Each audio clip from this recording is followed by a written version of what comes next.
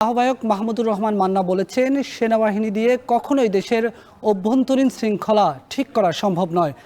Police যতক্ষণ পর্যন্ত ঠিক না হচ্ছে ততক্ষণ পর্যন্ত শৃঙ্খলা ফিরে আসবে না।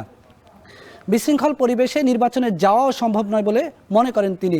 এ বিষয়ে আরও বিস্তারিত আলোচনা করতে আমাদের সঙ্গে যুক্ত হচ্ছেন মাহমুদুর রহমান মান্না।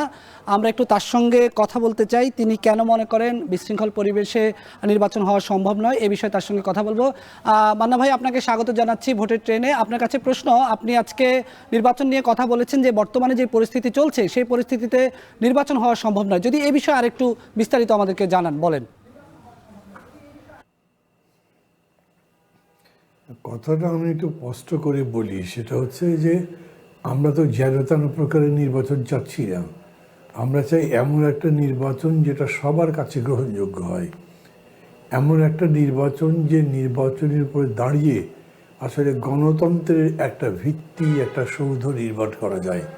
সেই রকম নির্বাচন করবার জন্যে পুলিশ বাহিনী হতে হবে জনগণের বান্ধব, পুলিশ বাহিনী হতে হবে নির্বাচন তথা গণতন্ত্রের প্রতি অঙ্গীকারাবদ্ধ।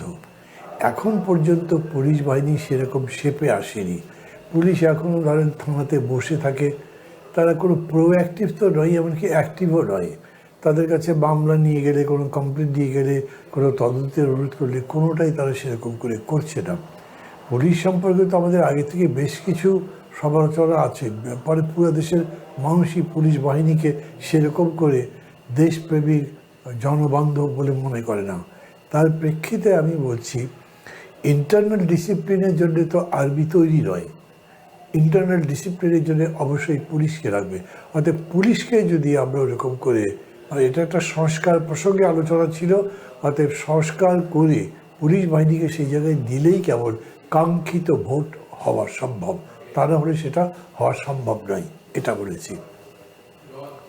আমার প্রশ্ন হচ্ছে যে আপনি বলছেন এই পরিস্থিতির কথা, অন্যদিকে আমরা দেখছি যে বিএনপি বলছে যে যত দ্রুত জাতীয় নির্বাচনের রোডম্যাপ দেওয়া হবে, নির্বাচনের তারিখ ঘোষণা হবে বা নির্বাচনের কথা বলা হবে, ততই এই যে দেশে বর্তমান অস্থিতিশীলতা সেটা কমে আসবে। এ বিষয়ে কি বলবেন? আমি যে কথা বললাম তার সাথে যে বিএনপির বিরোধিতা আছে সেরকম তো না। কারণ যে সভায় আমি কথাটা বলেছি সেই সভায় বিএনপির মহাসচিব মির্জা ফখরুল ইসলাম আলমগীরও ছিলেন। ওনারাও যেটা সংস্কারের কথা আছে সেটা বলেন, পুলিশের সংস্কারের কথা বলেন। আমি যেরকম করে বলেছি পুলিশ বা অভ্যন্তরীণ বাহিনীগুলোর সংস্কার, এরকম করেই তারা বলেন।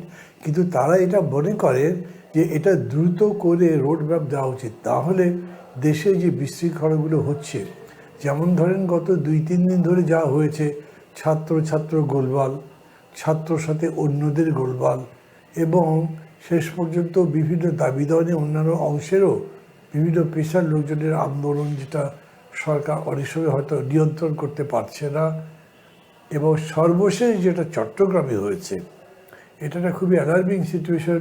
বোঝাই যাচ্ছে যে পতিত স্বৈরাচার নিজেদেরকে সংগঠিত করে পাল্টা আঘাত করার জন্য তৈরি হচ্ছে।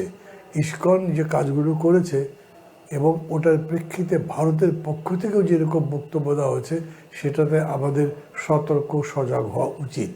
এই প্রেক্ষিতে তারা মনে করে একটা গণতান্ত্রিক সরকার যদি হয়, যেটা আমরাও মনে করি, গণতান্ত্রিক সরকার যদি হয় তাহলে সেই সরকারের যে কর্তৃত্ব দাঁড়ায়, একটা অন্তর্বর্তীকালীন সরকারে হয়তো সেই কর্তৃত্ব দাঁড়ায় না। অতএব যত তাড়াতাড়ি নির্বাচন হয়, দায়টা যদি নির্বাচিত সরকারের হাতে যায়, তার মানে জনগণের উপর যায়, জনগণকে সাথে নিয়ে সেই সমস্ত দায় নিভাতে পারে।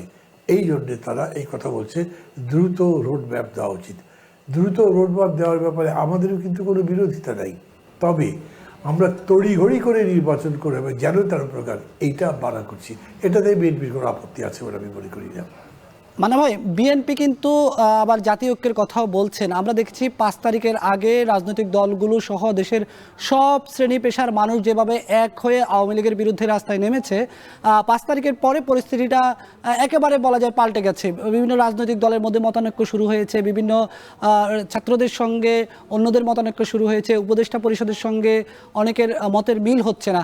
সেই জায়গায় এখন এই মুহূর্তে যে জাতীয় ঐক্যের ব্যাপারে জোর দেওয়া হচ্ছে, সেটা এখন কতটুকু সম্ভব, আর যদি সম্ভব হয় সেটা আসলে কিভাবে করা যায়? না, সেটা সম্ভব তো বটেই। ধরেন যে অনৈক্যের কথা বা মতানৈক্যের কথা আপনি বললেন, সেটা এত বড় নয়। যে সমস্ত ইস্যুতে এরকম হয়েছে সেটা কীরকম, ধরেন রাষ্ট্রপতির ব্যাপারে তার থাকা না থাকা, তাকে বিদায় করে দেওয়া, এটা এমন তো কোনো কিছু নয় একেবারে নিষ্পত্তি করা যাবে না। একইভাবে হ্যাঁ, আওয়ামী লীগ নিয়েও তাদের মধ্যে মতানৈক্য হয়েছে। আর ছাত্ররা বিশেষ করে মনে করে যে আওয়ামী লীগকে এরকম সুযোগ দেওয়া উচিত না। তাদের অনেকেই মনে করেন যে তাদের রাজনৈতিকভাবে নিষিদ্ধ ঘোষণা করা উচিত। সরকার এখনও সেই নীতিতে যায়নি, কিন্তু সরকার আওয়ামী লীগ আগের স্বরূপে আগের রূপে ফিরে আসুক, আগের মতো বিশৃঙ্খলা করুক, নির্বাচনের বিঘ্ন সৃষ্টি করতে পারুক, সেরকম কোনো সুযোগ দেবে না। তারা বলছেন আমরা মামলা করব, বিচার করব, অপরাধীদের শাস্তি দেব, যত দ্রুত এটা করব তার ফলে আওয়ামী লীগ অনেকটা মার্জিনালাইজ হয়ে যাবে এবং তারা শাস্তি পাওয়ার পরে শক্তিহীন হয়ে পড়বে। তারা পাল্টা প্রতিবিপ্লব করবার মতো শক্তি রাখবে না। বিষয়টা আলটিমেটলি এক জায়গাতেই দাঁড়ায়। এরা আইনগতভাবে নিষেধ করতে চাচ্ছে না, আর ওরা বলছে না আইনগতভাবে নিষেধ করবে। এইরকম ধরেন বিভিন্ন ছোট ছোট বিষয়ে, প্রশাসনিক অন্যান্য বিষয়ে হয়তো বিতর্ক আছে। সেরকম তো কিছু কিছু বিষয়ে আমরাও মনে করি। যেমন আমরা মনে করি, আমি আমার কথা বলছি, ধরেন এই প্রথম আলোর সামনে যেরকম করে মৌলবাদীরা গরু জবাই করলো, এটা নিশ্চয়ই কোনো ভালো কাজ হয়নি। সরকার কি জানতো না তারা গরু জবাই কি বন্ধ করতে পারতো না? আমি মনে করি সরকারের জানবার কথা। ইন্টেলিজেন্স তার ডাকে তেল দিয়ে ঘুমায় না, তারা জানতে পারে এবং সে অনুযায়ী তারা এটা বন্ধ করতে পারে, কিন্তু সেরকম কোনো উদ্যোগ দেখিনি। আপনাকে ধন্যবাদ মাহমুদুর রহমান মান্না, আপনি আমাদের সঙ্গে যুক্ত হয়ে কথা বলেছেন দেশের বর্তমান পরিস্থিতি এবং নির্বাচন নিয়ে। আমাদের সঙ্গে এতক্ষণ যুক্ত ছিলেন নাগরিক ঐক্যের আহ্বায়ক মাহমুদুর রহমান মান্না। তিনি যেটি বলছিলেন যে এই মুহূর্তে যে